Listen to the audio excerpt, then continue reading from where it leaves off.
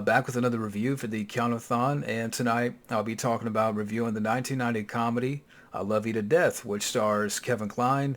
You also have Tracy Ullman in the film, River Phoenix, William Hurt, Keanu Reeves. So you have a good cast here.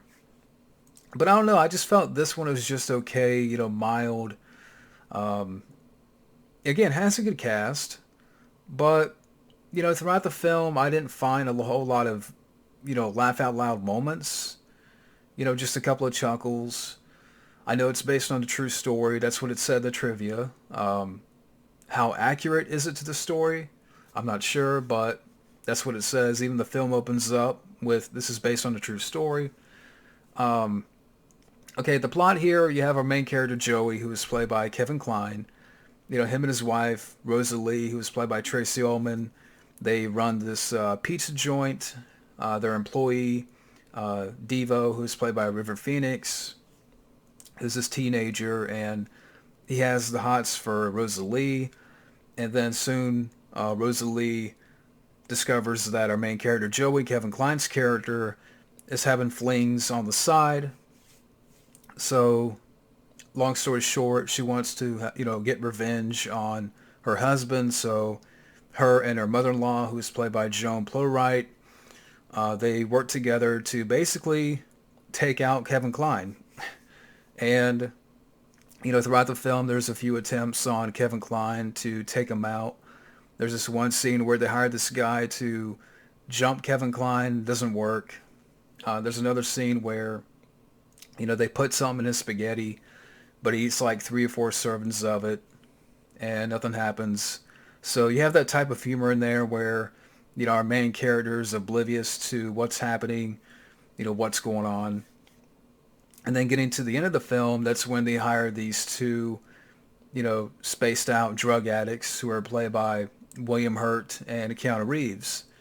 So towards the end of the film, they're brought in to take out, Joey, but, luck seems to be on our main character's side.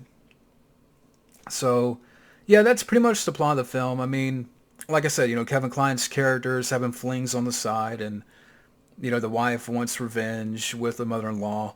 So, throughout the film, they attempt to take him out, and he's just, oblivious to the situation.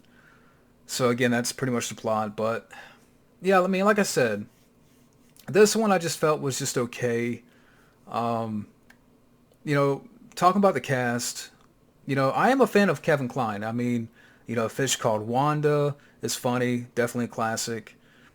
Dave, that's another great one. Silverado, that's a fun Western. Really good cast, Silverado. Great 80s Western. So I like Kevin Kline. I haven't seen, I mean, there's other films out there which I haven't seen him in, but I am a fan of him. And like I said, he plays our main character here, Joey, this Italian guy, which I would be curious to hear like Fabio's thoughts on this film. Um, Shout out to the Italian Stallion 51, what he would think about this film. Because our main character is Italian and he runs this pizza joint, and it just, again, I wonder about that. But, Kevin Kline, he's not bad here. You have Tracy Ullman as the wife. She's not bad. Joan Plowright as the mother-in-law. She's fine. River Phoenix, he's fine in the film. Um, Not his best work. I mean, I'm a fan of River Phoenix. Rest in peace, River. From Stand By Me, and he was in The Last Crusade, young Indiana Jones, and he was fine here. William Hurt and Keanu Reeves as these two drug addicts in the film, and again their characters are sort of like spaced out and out there. These characters, Harlan and Marlon, and there are scenes in the film. Um, I got a couple of chuckles at, from their characters. For example, there's this one scene where, Keanu's getting ready to kill Kevin Kline with a bat. So he takes the bat back like this. He comes down midway and he's like, wait a second, this is a Reggie Jackson bat. And they start talking about Reggie Jackson, him and William Hurt. So, I mean, a couple of scenes like that, it's funny. And, like, in that same scene as well, William Hurt's like, because he told Tracy Ullman to put on some music to sort of, you know, because they want to shoot him to block out the sound. And when they start talking about Reggie Jackson, they thought he said play some reggae. So, I mean, again, a couple of chuckles like that in the third act. And, with those two characters, William Hurt and Keanu Reeves, I'm like, I want to see more of these characters. Because I thought they played off each other, fun back and forth. I'm like, Harlan and Marlon, I want to see more of these guys, more of these characters. Give them their own movie. You also have James Gammon in the film from Nash Bridges, Major League. And I know he's passed away, but he's a great actor. It was nice to see him in this film. He's not in the film too much, but it was nice to see him in the film. And a couple of appearances in the film that I'm like, she was in that? Like Phoebe Cates had a small role in the film. Heather Graham, she has a very small part in the film. I'm like, is that? Because I saw her face and I'm like, I recognize her from somewhere, but I can't place her. But it was Heather Graham. So the cast, is fine for the most part. I mean, everyone does fine. The film was directed by Lawrence Kasdan. Now, I know this guy, he went on to write a lot of films, like big films. Let me see here. Alright, let's go to IMDb. Be faster. Okay, so directing wise, Lawrence Kasdan directed Body Heat, The Big Chill, Silverado, which is a good flick. Again, I mentioned that. Wyatt Earp, which I haven't seen on the way. French Kiss, which I know that stars Kevin Kline. Dreamcatcher. But, this guy would also go on to write, well, before this, The Empire Strikes Back and, Raiders of the Lost Ark. He wrote Silverado, The Bodyguard with Kevin Costner, Wyatt Earp. The Force Awakens, unfortunately, Solo, a Star Wars story. So, Lawrence Kasdan has wrote some big movies, written some big-time movies, and directed a few good ones. So, and like I said, I know he directed Silverado, which I actually prefer that more than this. Written by John Cosmayer, if I could say his name right. John Cosmayer. Now this guy, before this, actually, this was the last thing he did, but before this movie, he did an episode of Simon and Simon and Sidekicks. For people out there, remember the series Sidekicks out there. So the writer didn't go on to do much, and I don't know why.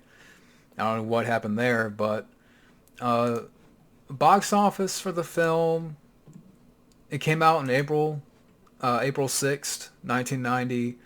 Box office had only made $16.2 million, and it came out to mixed reviews. Chicago Sun-Times described the film as, fair to middling black comedy, sluggish in spots. Roger Ebert described the film as an actor's dream. Praises Ullman for her performance, but it could have been better. But it certainly is not boring, and I kind of get what they mean, and that's the thing with this film. Kind of getting to, I guess you would say, drawbacks. Again, I just think at times with the movie, it tends to fizzle out with the humor. And again, I do like dark comedies, whether it be, just to mention a couple. Heathers, that's a great movie. Death Becomes Her, that's another great dark comedy.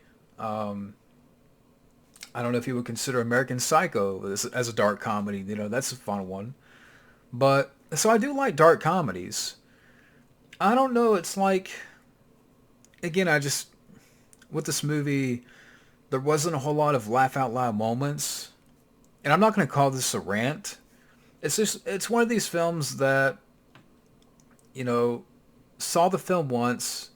It's okay, mildly entertaining, but, not a comedy that I would go back to much. I mean, even around this time, there was a film called So I Married an Axe Murderer with Mike Myers, and that's a better movie. Um, I actually like that more. But getting into some of the trivia of the film, real quick. Let's see here. Yeah, Heather Graham is one of her early roles. Um, let's see here. River Phoenix appeared alongside Kevin Kline in the film. Phoenix lost the Oscar to Kline in A Fish Called Wanda when he was nominated for Running on Empty, which is interesting. Kevin Kline requested that his wife, Phoebe Cates, take a small role in this movie. She appeared in the bar disco scene as the girl Joey picks up at the bar. She did this as a cameo and as a favor to her husband. At the time, she was doing Drop Dead Fred, which is why her hair looked the same in both movies. Uh,